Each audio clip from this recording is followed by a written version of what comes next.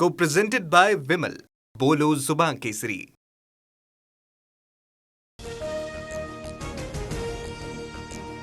पुण्यात 48 तासामध्ये 14 जणांचा संशयास्पद मृत्यू. हडपसरसह फुगेवाडी आणि दापोडी भागातील नागरिकांचा समावेश. विषारी दारूमुळे मृत्यू झाल्याचा आरोप.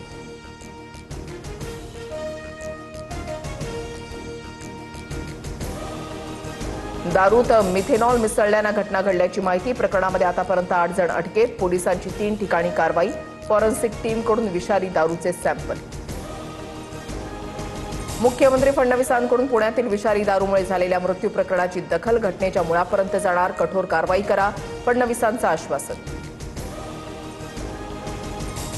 उपमुख्यमंत्री सुनेत्र पवारांनी बोलावली कोर कमिटीची बैठक. प्रफुल्ल पटेल, तटकरे, वळसे पाटील, धनंजय मुंडे यांच्या उपस्थितीमध्ये बैठक होणार. राजकीय विषयाबरोबर विधान परिषद निवडणुकीसंदर्भात चर्चेची शक्यता.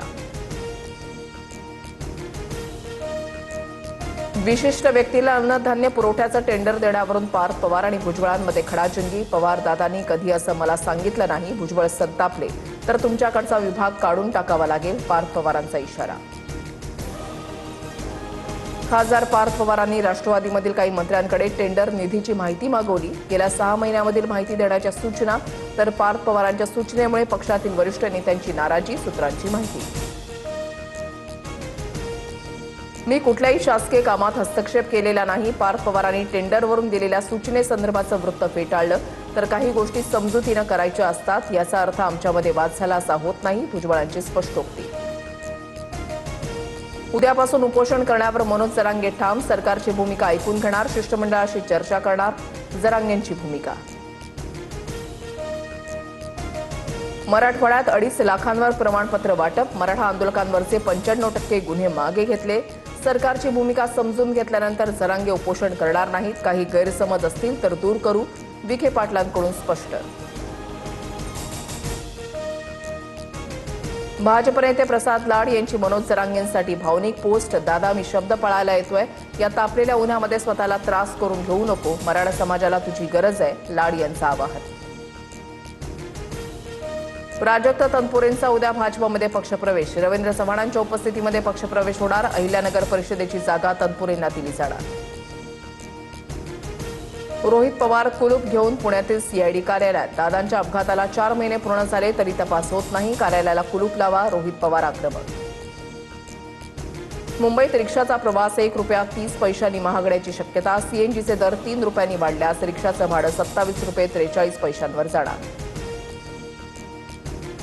नीट फेरपरीक्षेचं नियंत्रण पंतप्रधान मोदींकडे. फेरपरीक्षेच्या सर्व घडामोडींची माहिती पंतप्रधान कार्यालयाला कळवण्याच्या सूचना. तर देशभर प्रश्नपत्रिका पोहोचवण्यासाठी टपाल विभागाऐवजी हवाई दलाची मदत घेतली जाणार.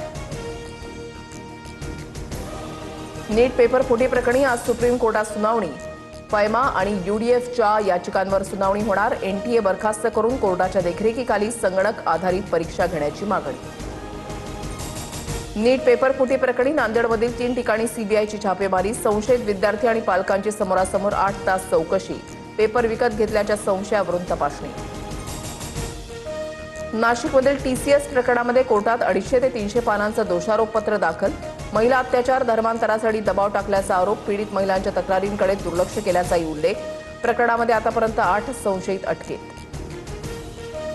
बोंधू अशोक खरात प्रकरणानंतर राज्यभरात 50 बोंधूबाबांच्या विरोधात कारवाईचा बडगा. नाशकात सर्वाधिक 5 गुन्हे दाखल. बहुतांश प्रकरणामध्ये महिलांच्या लैंगिक शोषणाचे आरोप. यंदा 90% पाऊस पडण्याची शक्यता. तर महाराष्ट्रामध्ये पावसाचं प्रमाण सरासरीपेक्षा 43% कमी राहण्याचा अंदाज. उष्णतेची लाट अधिक असल्यानं कमी पावसाची शक्यता. मुंबईसह ठाणे आणि उपनगरांमध्ये 2 दिवसात हलक्या पावसाच्या सरी पडण्याची शक्यता. उकाड्यामुळे त्रस्त झालेल्या मुंबईकरांना काहीसा दिलासा मिळणार. सध्या तापमान 34 ते 36 अंशांपर्यंत.